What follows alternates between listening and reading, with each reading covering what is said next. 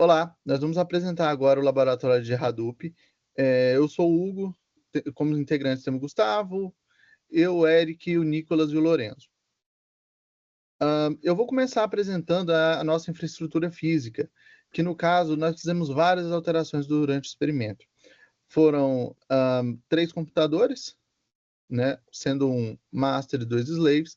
A gente fez uma configuração, primeiramente com um switch Fast Ethernet.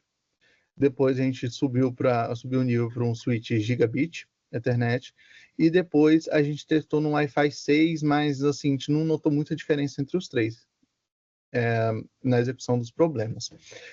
A infraestrutura ela consiste nessas 3 máquinas configuradas com IPs fixos, né? Porque foi switch, então não tínhamos DHCP nem nada.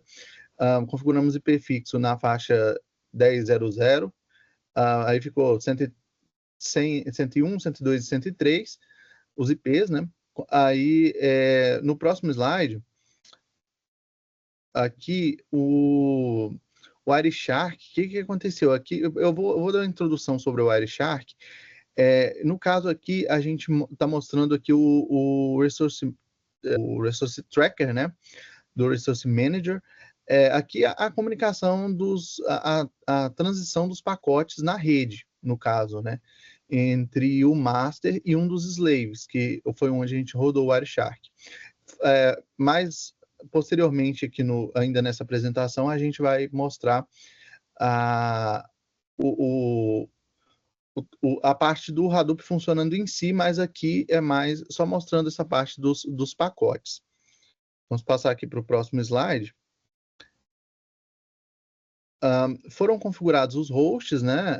Como podemos ver, o 10.0.0.103 o master, 10.0.0.101 o slave, 10.0.0.102 o slave 2. A gente fez essa configuração na TC hosts em todos os nós do cluster. Vamos passar aqui para a próxima.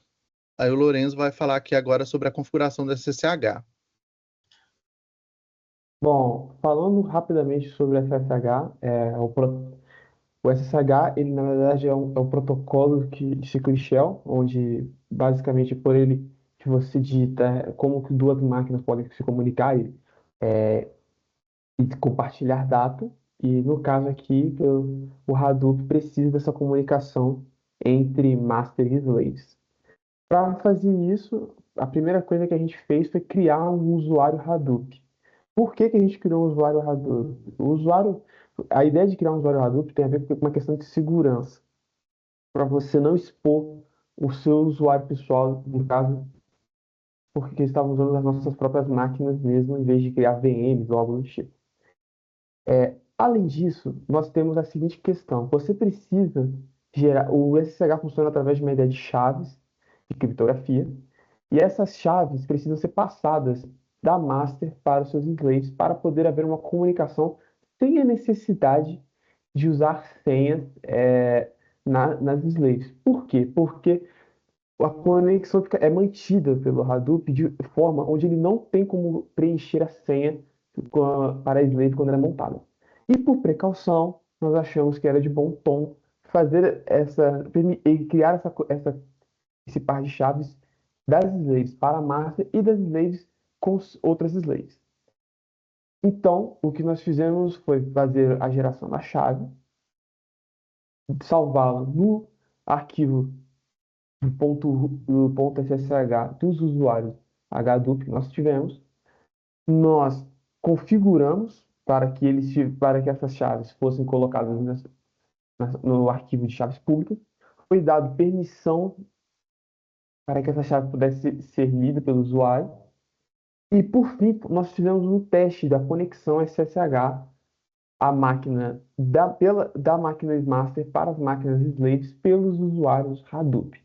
Depois disso tudo ser garantido, nós sabemos que, primeiro, nós tínhamos uma conexão sem a necessidade de senha entre as máquinas, e nós também tínhamos um canal de transporte de dados de forma segura pelo SSH. Além disso, tem que se levar em consideração o ambiente que precisa ser isolado, por isso é reforçada a ideia de um usuário Hadoop. Pode passar. Eu sou o Gustavo, eu vou falar sobre a configuração do Hadoop. O primeiro passo foi a gente instalar o Hadoop usando o wget dentro do usuário Hadoop. E aí a gente extrai o arquivo targz do Hadoop, que vai criar uma nova pasta no nosso computador. Dentro dessa nova pasta, a seção a subpasta etc/Hadoop, a gente consegue ver diversos arquivos .xml que são responsáveis pelas configurações internas do Hadoop. Em especial, temos quatro arquivos: o Core Site, o HDFS, e o Yarn Site e o Mappred Site. Tem um outro arquivo também que foi necessário ser configurado para poder funcionar a comunicação entre os workers do nosso cluster, onde a gente teve que especificar quais são os usuários e qual seria o nome dele, né, abstraído. Por exemplo, o master e o slave, eles representam o IP, né? Então, essa espécie de DNS, que não é um DNS, como no teu serviço, mas essa espécie de máscara, usando o nome do usuário, essa máscara, nesse arquivo workers, para poder entender corretamente quem são os workers desse cluster.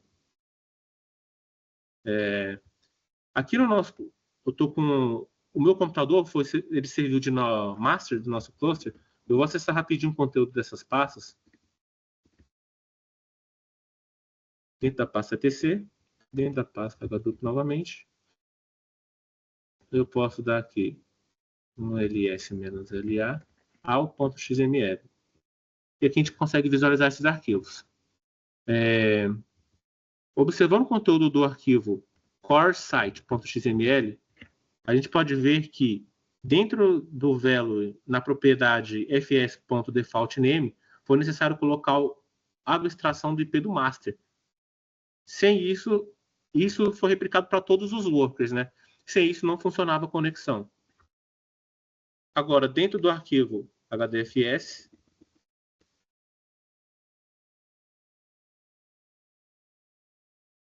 a gente consegue ver diversas informações essas, como, por exemplo, a quantidade de replicações. E isso aqui é necessário para ter um bom funcionamento. No caso, foi colocado 2 por causa da utilização inicialmente de 2 nós no cluster.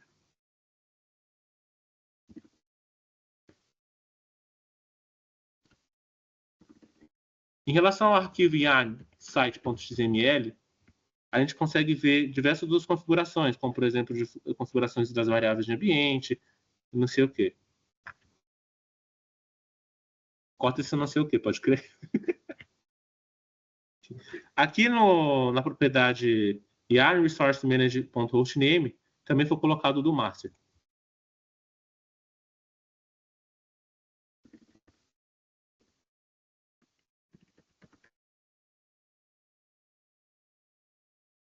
A gente pode ver também a propriedade dentro do arquivo mapperdsite.xml, a propriedade MapReduce_Framework_Name, que no caso é o RAR, né? Assim eu finalizo a explicação da infraestrutura do Hadoop. Eu sou o Nicolas e agora eu vou falar sobre as interfaces de monitoramento que usamos para realizar os testes.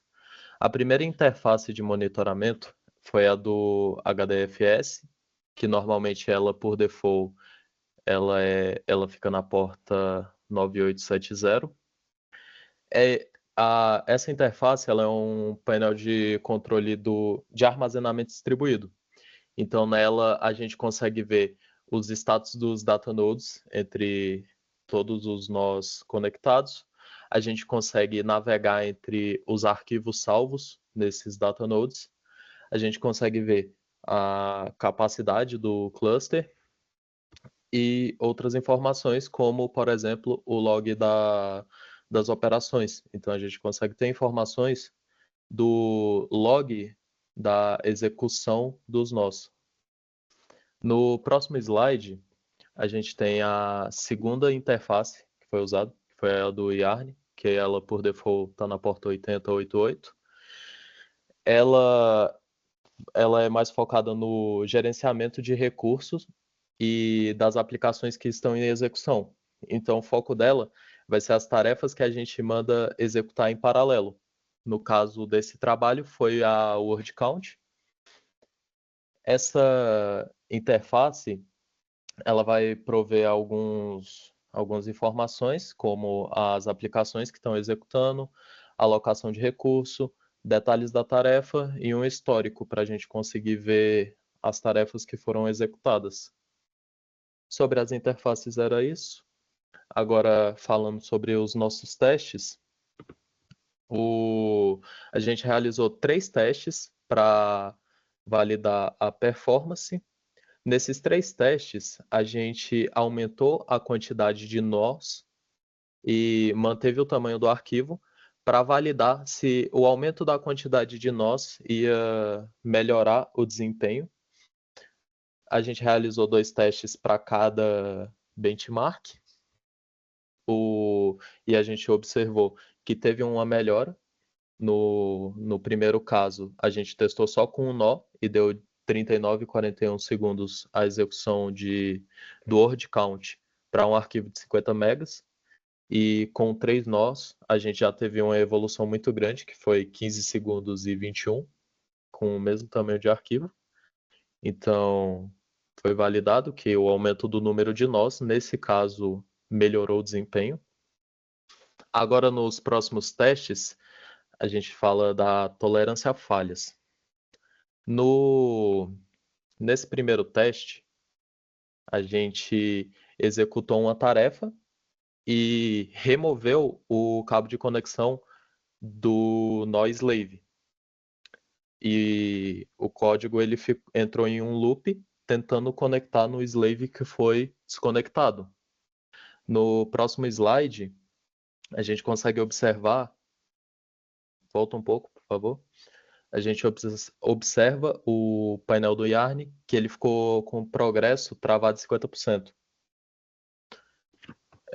No próximo teste, a gente fez a conexão do nó que foi removido, para validar como o Yarn vai fazer esse gerenciamento, se ele vai conseguir retomar a tarefa, se não vai ter perca. A gente fez a reconexão do nó, ele terminou a execução, então lá no final dessa imagem a gente consegue ver que o map e o reduce terminaram com 100%, porém, lá embaixo é possível observar que a Final Application Status terminou como falho. Então, mesmo com a retomada e a conclusão do job, ele ainda deu falha. E no último caso de teste para tolerância a falhas, a gente realizou um teste com o mesmo fluxo, que é executando o word count, só que ao invés da gente remover a conexão, a gente matou o processo do nó slave com um kill. E no caso ele não... Volta lá rapidão. No caso do kill, ele, ao invés de tentar reconectar como foi no outro caso, ele simplesmente deu falha e ele avisou que um nó foi morto. Dos testes foram esses. Meu nome é Eric Levy, vou falar sobre as dificuldades encontradas no projeto, em geral para o laboratório Hadoop. Primeiro foi a configuração. Tivemos que configurar todos os PCs integrantes do grupo, mas foi usado só um master e 2 slaves. Isso teve dificuldades no começo, porque gerou problemas.